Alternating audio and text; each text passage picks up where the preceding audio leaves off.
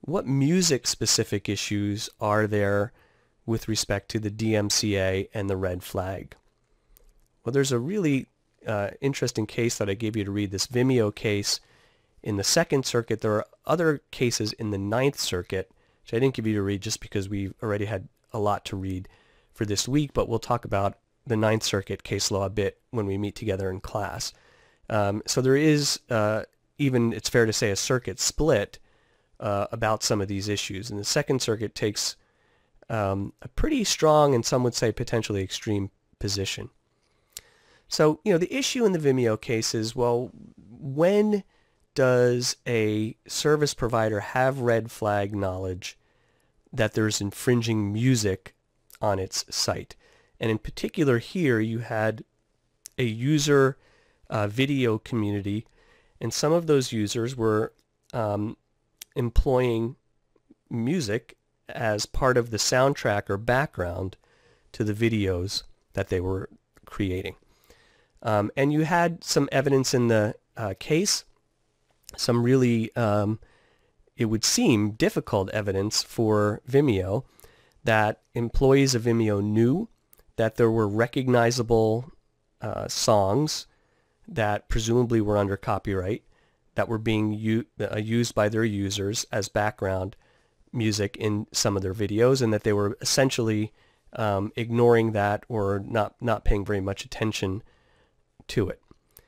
So you would think that this would be a case in which you've got some clear evidence that employees know that there is copyrighted music being employed as background in videos. There'd be red flag, but this Second Circuit says no. And it's a bit convoluted here because they recognize that the standard for red flag knowledge is a reasonable person standard.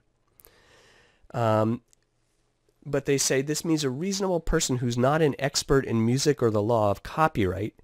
And they seem to suggest here that that person could never really determine whether a song that is used is actually covered by copyright, or whether the use is potentially a fair use, or something else. And so effectively, some commentators think that this standard the Second Circuit adopts really guts red flag knowledge in music that is hosted on a site like this, at least if that music is employed in connection with video or in some other capacity.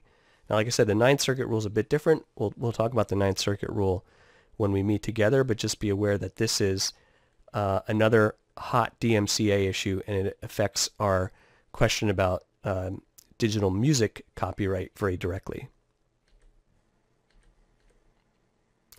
Another interesting piece of the Vimeo case is the question of the burden of proof. Now, if you think of course, the copyright owner in a normal copyright case has the burden of proving that there is infringement, that they own the copyright and that there's infringement.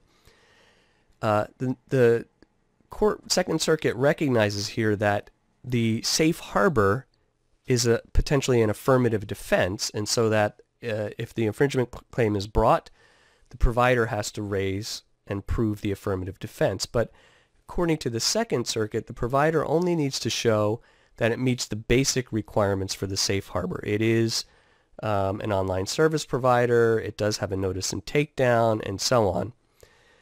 And if it shows that, then the burden shifts back to the copyright owner to show that the service provider in fact had red flag knowledge. The service provider does not need to prove the absence of red flag knowledge. Now maybe that makes sense. Maybe that makes sense under the statute. Maybe it makes sense because it's hard to prove a negative. But it is, some in the industry, in the music industry, suggest that this is a real problem because it's, putting a burden back on the owner of the copyright that makes it much more difficult to prove, or at least to get, past summary judgment or an early stage of the case about the question of red flag knowledge.